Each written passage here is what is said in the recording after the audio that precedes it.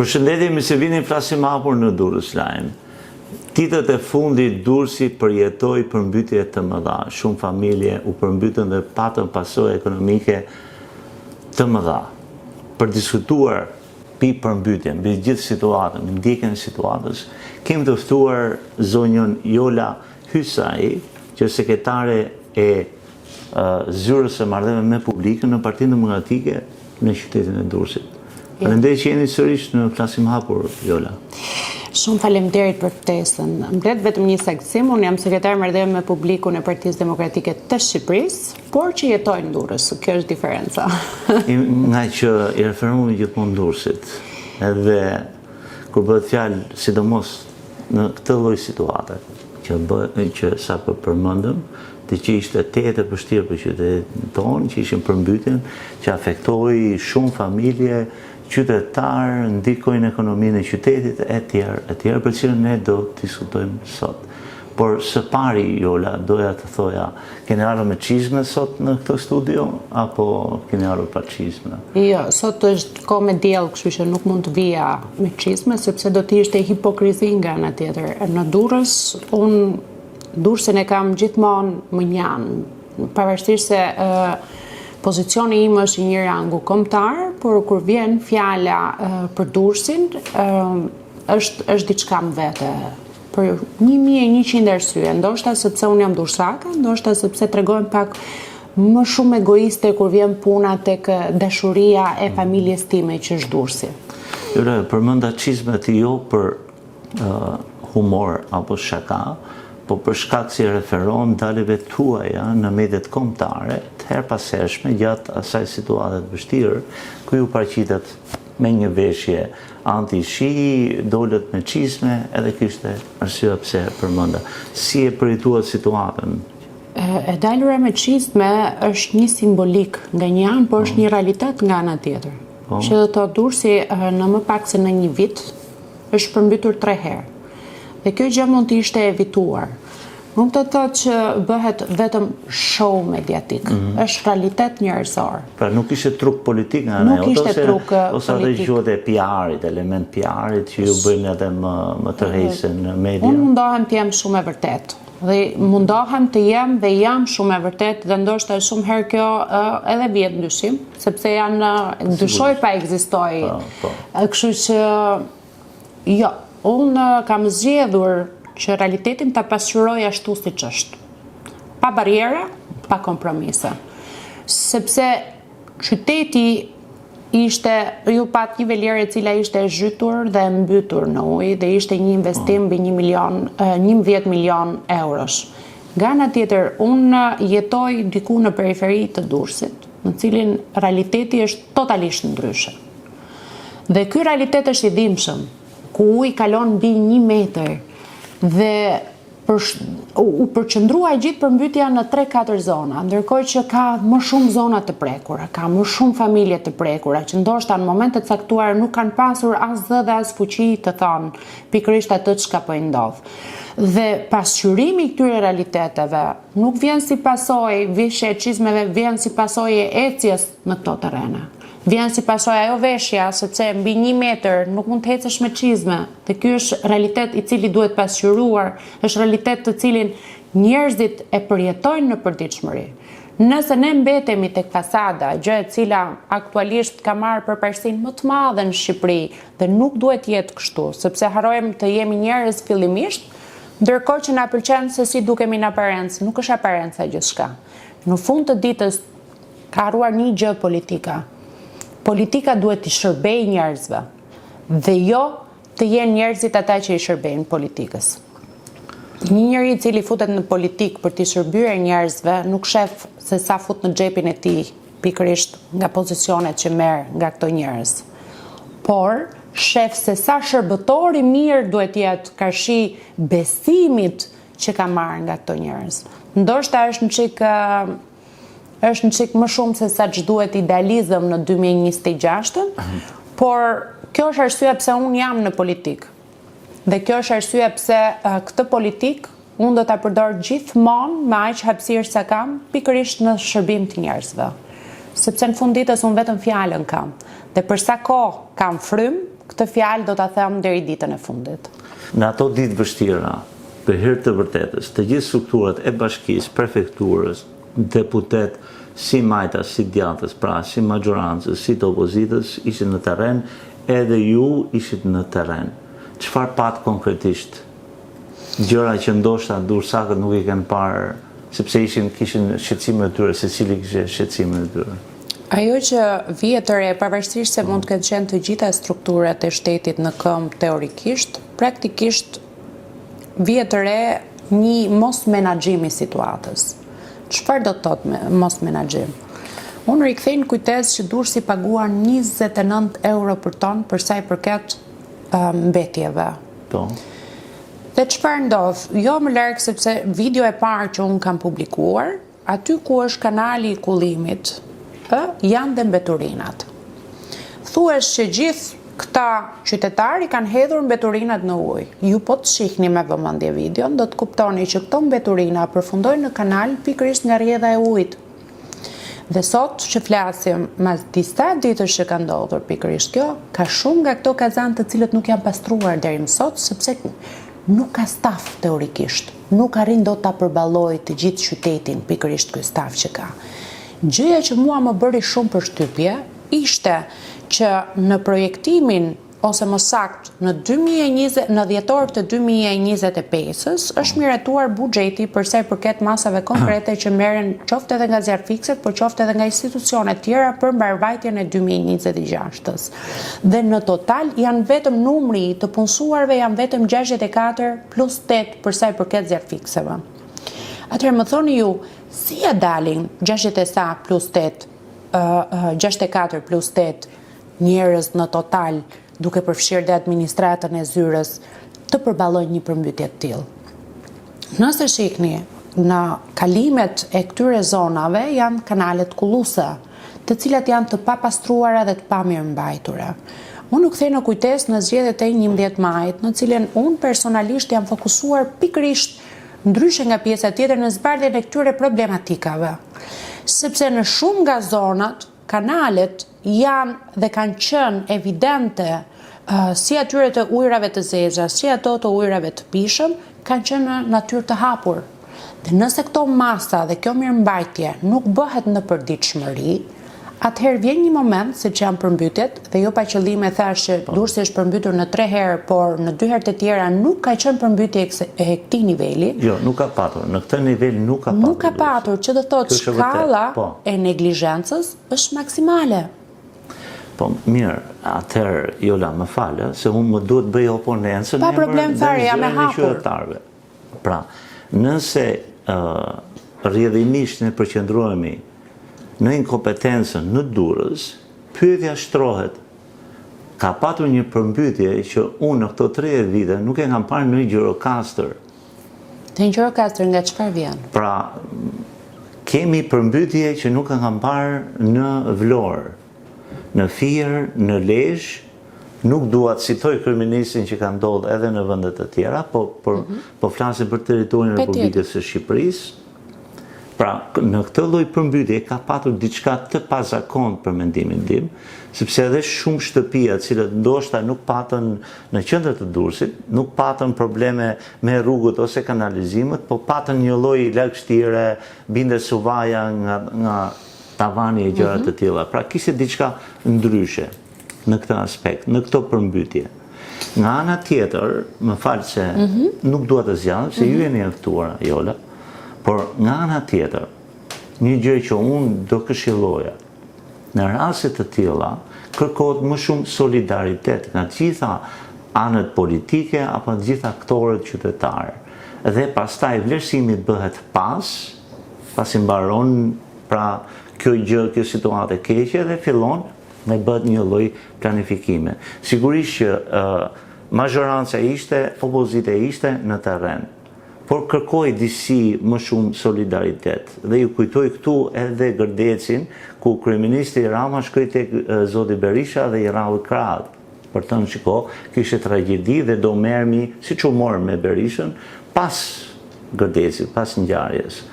Kjo ishte, mendoj unë, më qytetare nga ana opozitës, për të mbështetur, për të solidarizuar, e më pas për vlerësimin dhe sigurisht edhe kritikat politike ose edhe faktike, siç ka ndodhur tashmë. Bled, më pyete në fillim në lidhje me pozicionin tim politik për sa i përket dashurisë së Durrësit. Unë mbi të gjitha kam zgjedhur të jam fillimisht qytetare e qytetit tim, pra e qytetit Durrësit, dhe më pas t'i vi në shërbim pikërisht këtij funksioni jetësor që unë kam nëpërmjet politikës. Ato që quheshin bomba d'acqua nuk vijnë, ose të fenomeni ndodhur këtë radhë, nuk vijnë nga qielli siç duhet vishin teorikisht, por vijnë nga maj e Arapaj në drejtim të rrugës. Kjo tregon që këto kanalet e kullimit nuk funksionojnë. Pyetja nëse do t'ishte më njerëzore, pse nuk u shpall gjendja e jashtëzakonshme. Në fund të ditës, kjo gjendje e jashtëzakonshme, për të folur më me qetësi dhe për të qenë sa më solidar, të dëshira për të qenë solidar si në majorancë si në opozit, ishte shpallja e kësaj gjendje. Duke marrë dhe duke i ardhur në ndihmë në formë konkrete e qytetarit, por jo duke marrë duke thënë unë jam në gjendje ta menaxhoj këtë, dhe ti i merr të gjitha kushtet dhe rrethanat për ta shpallur këtë gjendje të jashtëzakonshme, por nuk e pranon shpalljen e saj.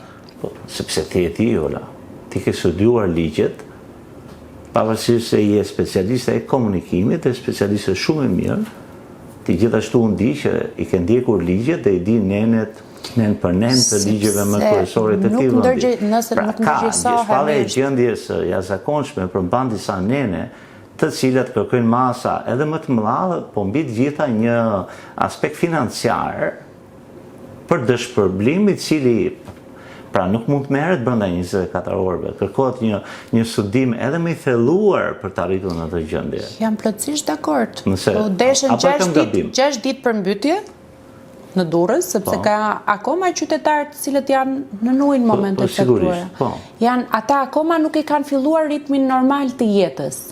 Sepse ka nga ata që kishin marrë kredi për mbytjen e parë, u detyruan të marrin edhe një kredi tjetër për përmbytjen e dytë, dhe sot janë me duart nga Zoti, me duart nga qielli. Absolutisht, unë jam qytetar durrësak dhe realisht me zemër, me mendje, me shpirt, me dëshira, jam jashtëzakonisht i preku për çdo familje në qytetin tim. Gjendja e fatkeqësisë natyrore ka disa etapa. Te Durrësi ishte pikërisht në etapën e tij maksimale të mundshme. Por kishte një problem. Nëse do t'ishte shpallur kjo gjendje, këta njerëz nuk do t'ishin në gjendje kaq të dëshpëruar se janë aktualisht.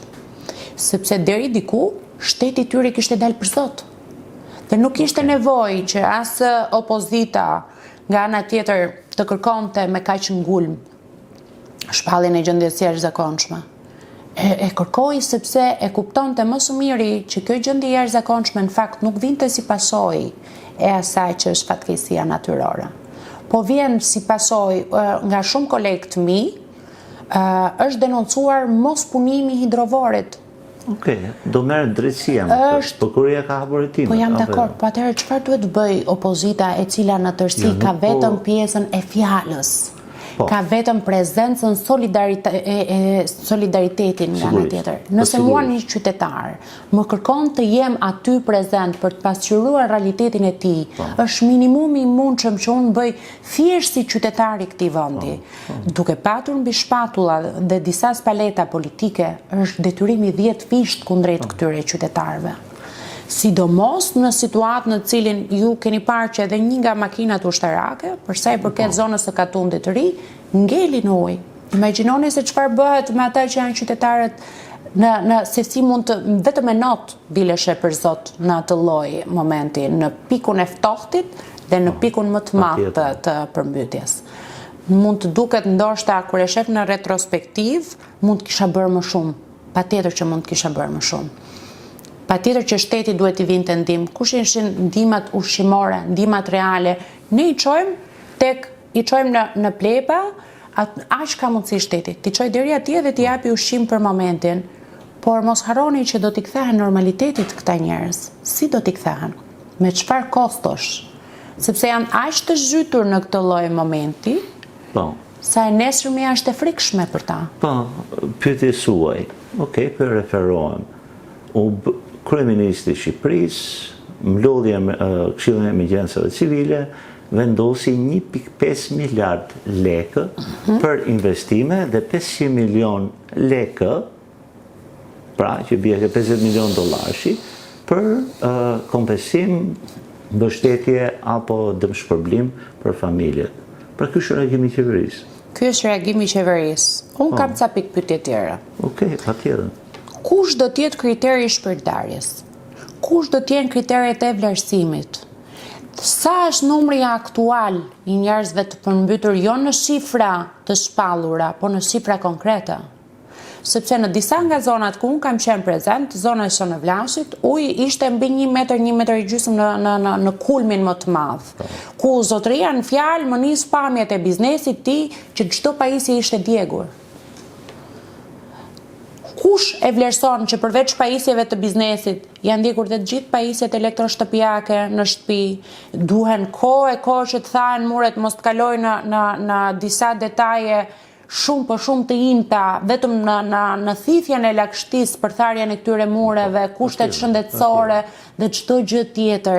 Sa ja dalin me këtë 500 milion lekëshin? Duhet jemi realistë. Dhe ky 500 milion lekëshi që më ka përgjith këto qytetet që ju zut në gojë. Gjirokastra është qesharake, si Gjirokastra nuk është përmbytur vite, sepse ka një sistem të tillë i cili vetë Gjirokastritët me pjesën e shiut, se ne bëjmë shaka kur flasim për Gjirokastrën, po pjesa e të qenurit të vetëdijshëm mbi atë çka është të kursyerit në thojzash është shumë e madhe pikërisht ndaj këtij qyteti, ku kanalet e brendshme të tyre sillin ujë në të cilat po flasim për konstruksionet e vjetra, në cilat në fazën e parë lajshin frutat, në fazën e dytë lajshin enët dhe në faza e tretë ku kalonte pikërisht ky ujë përdoreshe për tualetet. Pra, vetë këta njerëz janë të ndërtuar në formë të tillë që janë kursimtar. Kur çfarë ndodh? Nëse ti nuk pastron dhe nuk bën atë që është mirëmbajtja, që është detyra kryesore i atij që është i pari i qytetit, kryetarit të bashkisë, dhe të gjithë institucioneve rreth tij, atëherë këto qytetarë janë në mëshirë të fatit. Nuk do të ndodhte e gjitha kjo. Okej, thuhet që janë ndërtuar mbi kolektore, është bërë kjo, po ka mbi 25 vite që Bashkinë e Durrësit e ka pikërisht Partia Socialiste. Okej. 25 vite Bashkinë e Durrësit e ka Partia Socialiste. Dhe të ketë sërish votime mbas 2 vitesh. Supozojmë, nuk duhet bëj parashikim, nuk duhet merre me këtë pjesë fare.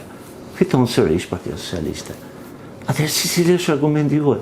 Cili ka qenë argumenti juaj në këto 25 vite? Përmendet dhe Evelierën. Ky është vizioni i Partisë Socialiste për cilën është votuar në këto 25 vite. Më kuptoni? Pra, po bëj një paralelizëm, Jola. Pra, po flas gjithmonë në emër të qytetarëve, ha? Kërkoj ndjes ndoshta për këto. Jo, unë jam e hapur dhe më vjen mirë që diskutimi shkon në këtë formë. Vite, sigurisht një pjesë e qytetarëve apo opozita kanë të drejtën e shprehjes për të patur ankesa, propozime më të mira etj. Ndërkohë, na rezulton qytetarët e Durrësit, e qarkut të Durrësit, në aspektin politik general, por edhe lokal kanë votuar Partinë Socialiste. Ky është vizioni i tyre me Evelierën, sepse kjo është vizioni i së ardhmes Durrësit futurist apo projekteve të tjera, e kanë votuar dhe edhe menaxhimin, stilin e menaxhimit e kanë votuar. Atëherë detyra juaj, për mendimin tim, është të merrni me politikë, dhe politika është arti i qeverisjes. Kështu që keni këtë zë kur të vini në drejtim të qytetit. Sepse tashmë qytetarët këtë kanë pranuar. Atëherë ju flisni për vizion.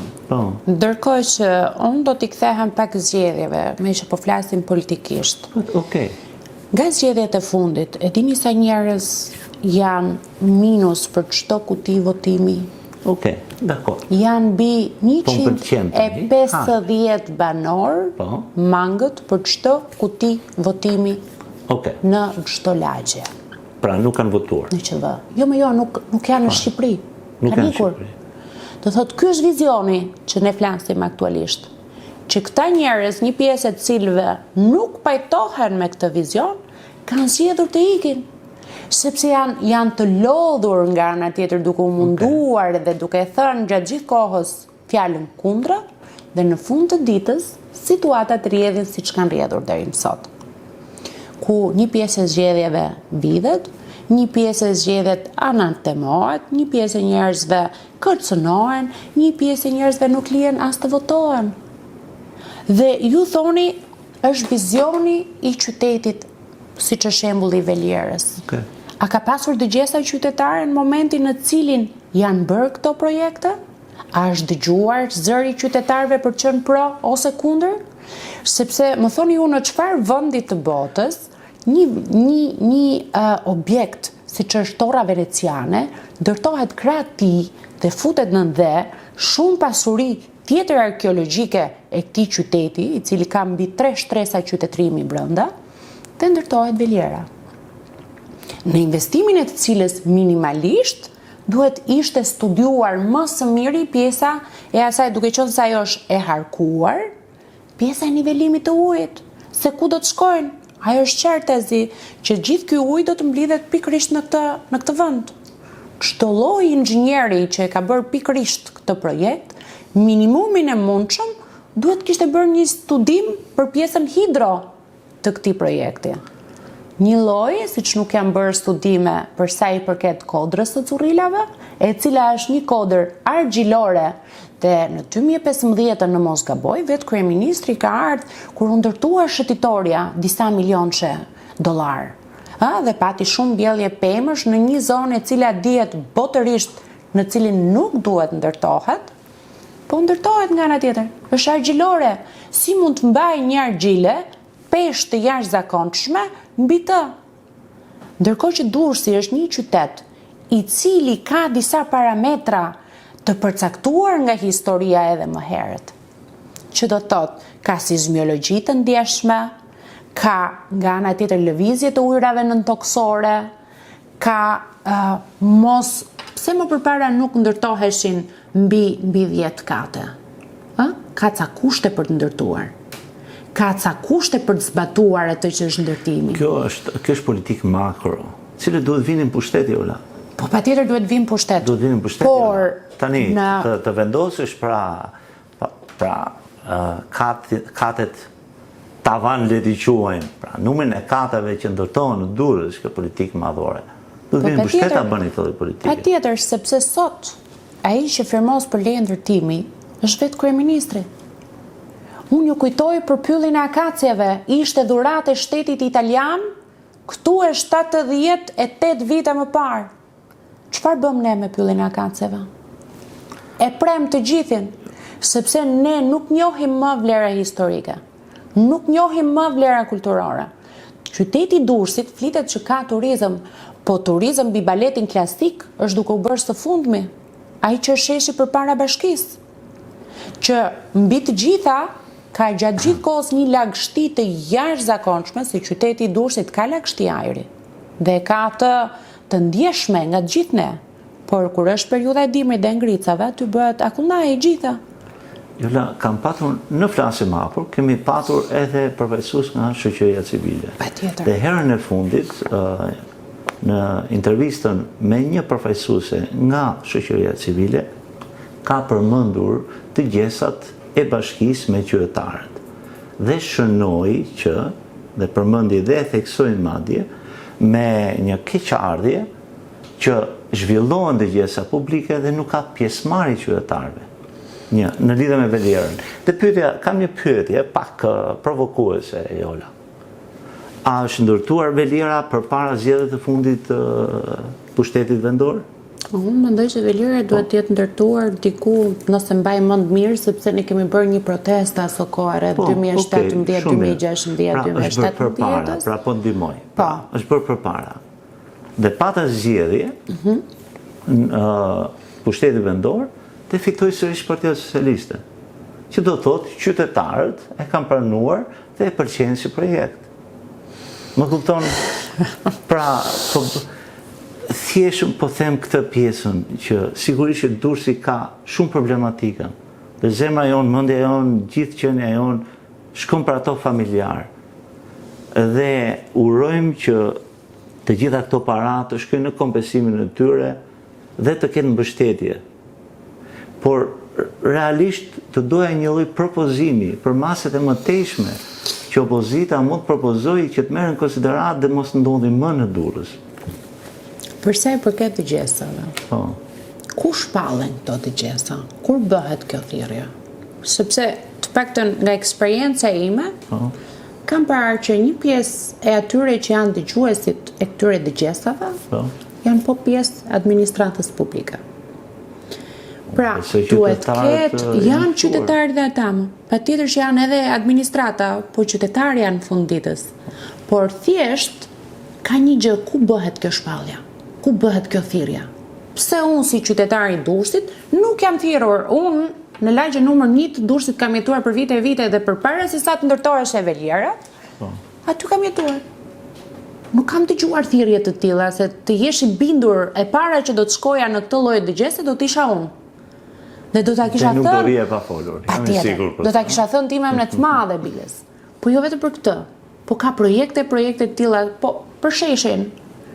U bë dëgjesë të tillë? Po sheshin është bërë konkurs. Po patjetër, po konkursi nuk do të thotë dëgjesë qytetare. Nuk do të thotë konkursi është bërë i hapur për sheshin tek teatri Aleksandër Mesiu. E kemi parë të gjithë, ishin gjithë moketat, Jola. Dhe u përzgjoll me juri. O, Bled, po të bëj një pyetje. Se bashkëbisedim është. Dhe unë të ngaskoj se ti e ajo pjesë e Shatrivani që ishte. Vinte gjë boti më parë, ai që ishte ndërtuar gati para 80 vitesh. A vinte gjë boti në orën 7 mëngjesit ta mbushte me ujë apo vetë qarkullonte ujë? Vetë qarkullonte. A kishim kam 1 milion foto bardëzi. Po edhe unë kam gjatë kohës që isha fëmijë dhe kam qenë aty dhe janë kujtimet thelbësore të atyre që janë rritur në qytetin e Durrësit dhe kanë jetuar qytetin e Durrësit. I kemi rrugët të gjitha një kalimshme. Për të shkuar, domethënë, në spital, të duhet t'i biesh nga Kina për të arritur atje. Dhe shpesh kemi jashtëzakonisht shumë trafik. Pse kemi këtë trafikun? Sepse 2 akse kryesore ka Durrësi. 2 akse që janë vetëm një kalimshë. Pjesa më e madhe. Ti ke parë nëpër lagje, në darkë, sidomos kur gjithë kthehen në shtëpi. Është tmerr të gjithë makinat në rrugë nuk ka vend për parkim. Ku janë vend parkimet e shtetit? Prandaj themi janë makro. Duhet vinin pushtet, Jola. Duhet të vi me patjetër, por ne në pushtet nuk vim pa mbështetjen e qytetarëve. Po, dhe e keni çdo palëzgjedhje, e keni këtë mundësi. Çdo palëzgjedhje e kemi këtë lloj mundësie. Është momenti në cilin qytetarët janë ata që duhet fillojnë të mendojnë pak më shumë. Okej, tani po flas. Tani po flas. Nëse unë si qytetari i Durrësit, kam zgjedhur të mos më rri ajo e shkreta goja pa e thënë 5 gjëra. Nëse kjo do të bëhet nga gjithë secili nga ne, të jenë të bindur që nuk do të jetë kaq e thjeshtë as ajo dëgjesa, nuk do të jetë aq e thjeshtë as ai projekti. Sigurisht.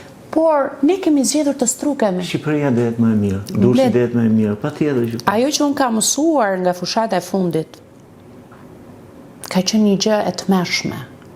Po. Sepse çdo qytetar që unë kam trokitur në dyer, kishte shumë dëshirë ta kishte ndryshimin. Po. Po kishte një këmbë, një dorë, një gisht të kapur në një formë apo në një tjetër. Dhe kjo është një e vërtet në cilën shumë njerëz nuk e ulërasin. Kjo është e vërteta e dhimbshme. Sepse ai lufton për mbijetesë. E dim, të gjithë. Dhe të gjithë luftojnë për mbijetesë. Nuk ka guxim në momentin kur hyn frika në mes. Guximi reduktohet. Se ishte përqindja pjesëmarrjes në votimet ka qenë më e ulta në vitet e fundit. Dhe mund thuhet që ishte një shuplak për mazhorancën, apo jo? Mund themi që është një shuplak për të gjithë klasën politike. Pikërisht. Tani unë do dal. Kjo më pëlqen. Sepse kur unë zgjedh qytetin tim, kjo më pëlqen. Po. Ishte shuplak për gjitha palët. Ishte shuplak për gjitha palët. Po. Një lloj siç ndodhi në Vlorë. Sa përqind që në zgjedhjet e fundit, të cilat qenë të pjesshme apo jo? Të ishin pjesshme. Unë kam bërë një status as 12%. Jo shuplak. Ishte një grusht i fortë që Vlora i dha është një përgjigje që i jepet klasës politike shqiptare. Grusht i fortë. E njëjta gjë edhe në Durrës. Dhe Durrësi për mua ka bërë pak, sepse Durrësi që unë njoh në mentalitet. Është ai Durrësi që në momentet e caktuara të ignoron totalisht se është pjesë e kulturës tonë, ose të grushton fort. Por fakti që jo pa qëllime është 150 banor për kuti janë mangut sot që flasim. Do të thotë që një pjesë e tyre kanë hequr dorë. Dhe kjo është pjesa më e dhimbshme. Kjo është e dhimbshme. Sepse është pjesa më vitale e shoqërisë. Kishe në për zonat tëre, mund të flas për pjesën e zonës Bizës, nishëm, ku rruga kaloheshe vetëm nëpërmjet fluturimeve. Sepse ujërat e bardha ishin mbi sipërfaqe dhe ai uji përveç sipërfaqes shkon tek tubacionet e gjithë secilit dhe ata nuk kishin rrugë ku të kalonin. Dhe me përmbytjet e fundit dhe pas investimin që bën vet banorët, pra vet komuniteti, sot që flasim kjo rrugë është prapë në sipërfaqe. Dhe nuk ishte ujë të pishëm. Po flasim për zonat e Gjirit Lalësit nga ana tjetër ku pjesa e resorteve ka ujë, pjesa e banorëve nuk ka ujë. Po jemi në 2026. Kjo nuk justifikohet me majorancë opozit. Kjo nuk justifikohet me makro apo mikro. Kjo është thjesht minimumi jetik jetësor dhe digniteti minimal i çdo njeriu. Dhe të mos flasim pastaj se si në përditshmërinë e tyre injorohen unë, ti dhe kushdo tjetër nga institucionet. Unë nuk kam marrë përsipër të bëj politikën e madhe. Unë kam marrë përsipër të them sa të vërteta dhe i bëj thirrje kujdo që e ndjen veten që duhet ta thot fjalën e tij, duhet ta thot me patjetër. Sa më shumë zëra bëhen bashk dhe marrin guximin për ta thënë të vërtetën, aq më shpejt do të jemi në atë që quhet frymarrje. Momentin në cilin e flasim, Shqipëria është në një situatë kaotike, në një situatë e cila është tranzitore, ngelëm në tranzit mbi 36 vite aktualisht që flasim.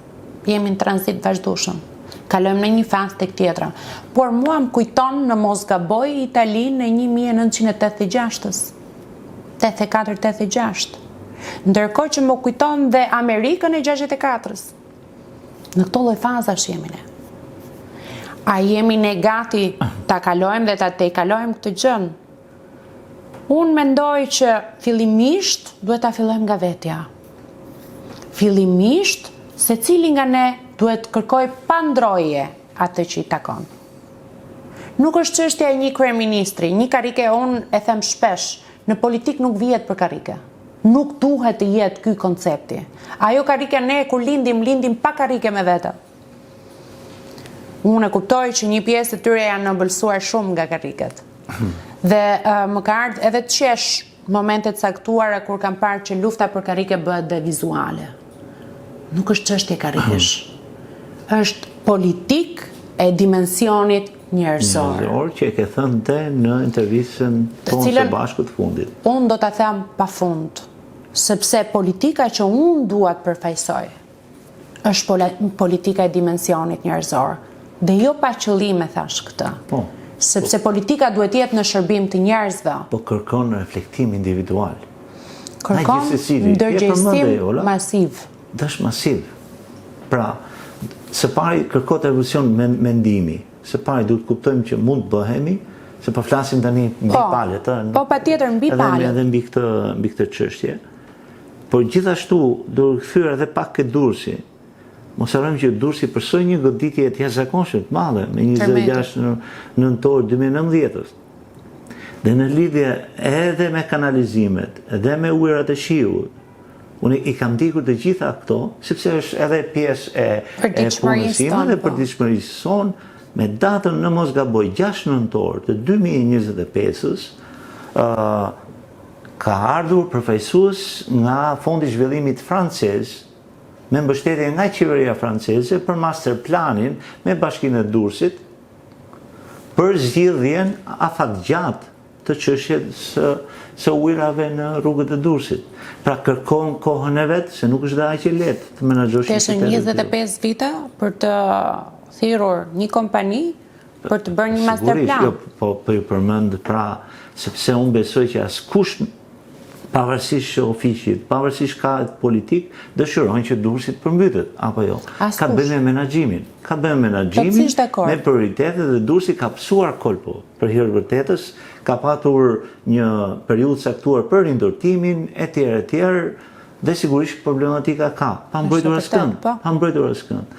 Çështja është që jemi në një moment që duhet ardhur me plane konkrete, me propozime konkrete, dhe urojmë që si majoranca, si zërat e opozitës, të solidarizohen në këtë pikë dhe të arrijnë me përfundimin më në shërbim të qytetarit dhe të kushteve të jetesës për qytetin tonë. Kjo duhet të jetë persore.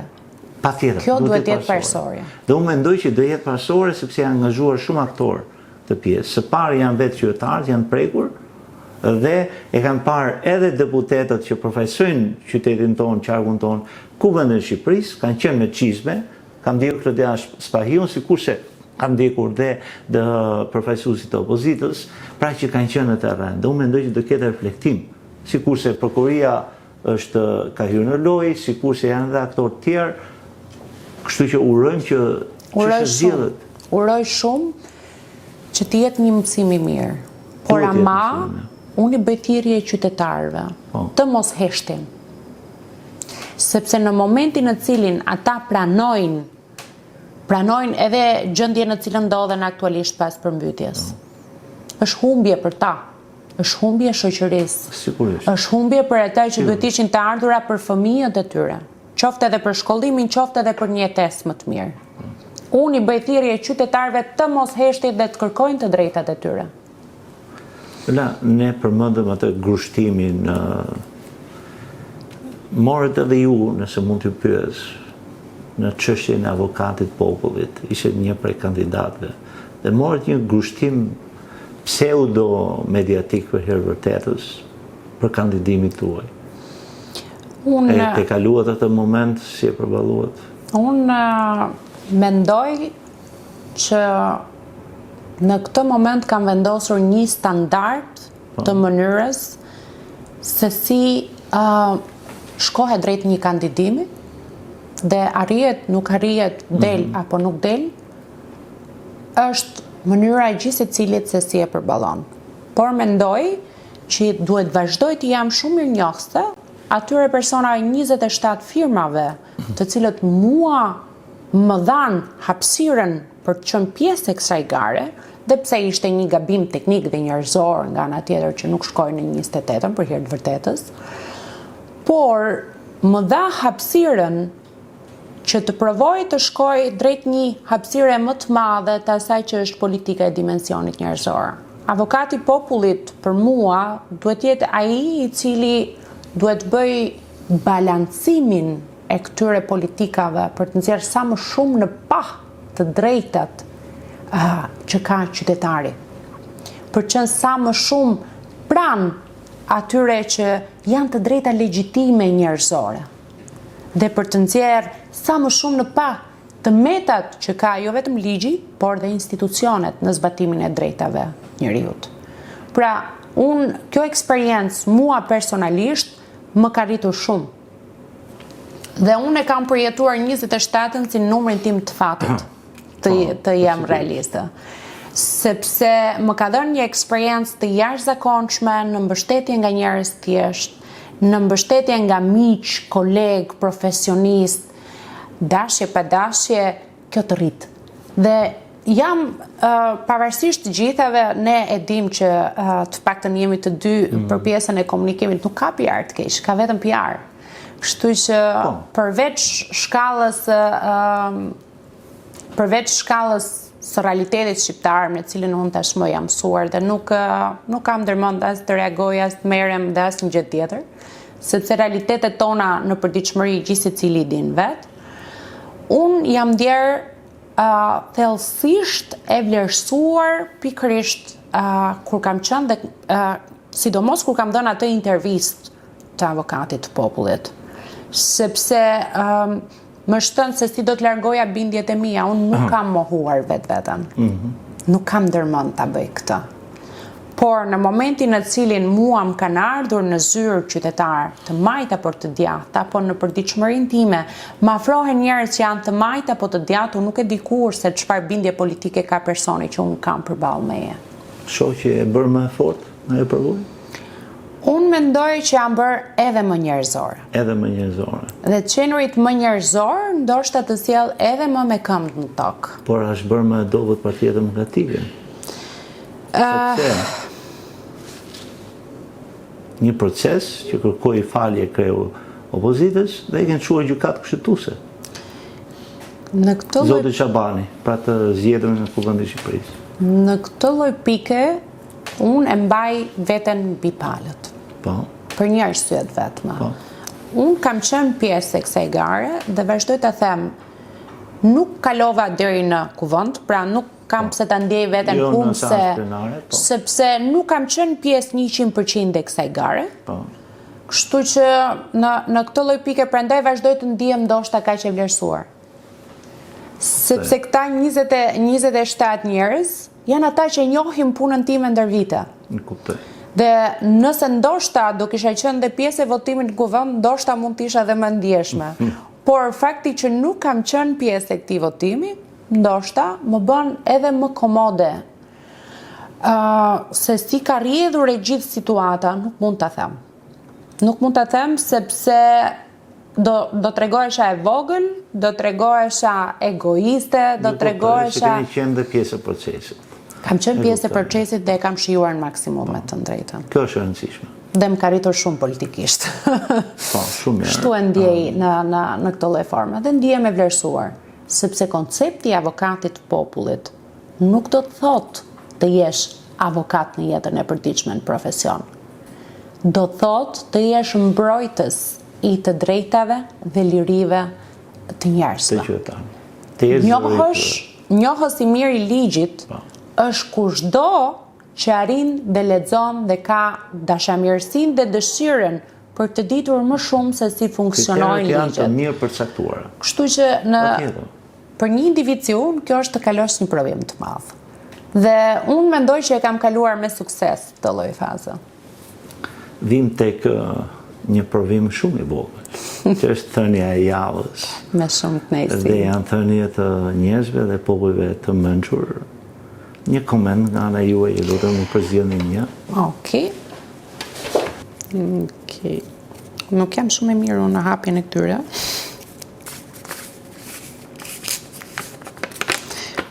Qënë ka dhe anonim, domethënë është... Aq më mirë, janë ato letrat.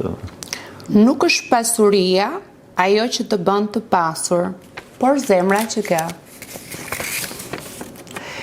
Kështu që... Shumë e përshtatshme. Për mua mund vazhdoj të zgjedh akoma. Është shumë e bukur. Dhe është pikërisht filozofia dhe botkuptimi në cilin unë jam rritur, vazhdoj, është stili im i jetës dhe vazhdoj të ndërtoj jetën mbi të. Sepse e them gjithmonë, ndoshta edhe me keqardhje në momente të caktuara. I matë, kur ndryshoj jetë, nuk mori asgjë me vete. Por e rëndësishme është ndjesia që ai la tek ne, apo emri që ai le tek njerëzit. Dhe secili prej nesh, kur vim në këtë botë, vim vetëm dhe vim të paveshur. Por kur ikim po një lloj. Po një lloj. Kështu që pasuria më e madhe është zemra. Pasuria më e madhe është zemra, mënyra se si e jeton dhe përjeton dhe ndjesia që le tek njerëzit. Dhe një zemër të gjithë intelektualëve, të gjithë njerëzve që kanë zë për qytetin tonë, do kishim një qytet edhe më të mirë dhe më të begat. Faleminderit që ishim Faleminderit shumë për ftesën. Jemi pritur gjithmonë këtë. Me kënaqësinë më të madhe. Faleminderit. Faleminderit që na ndoqët me u takofshim në episodin e radhës.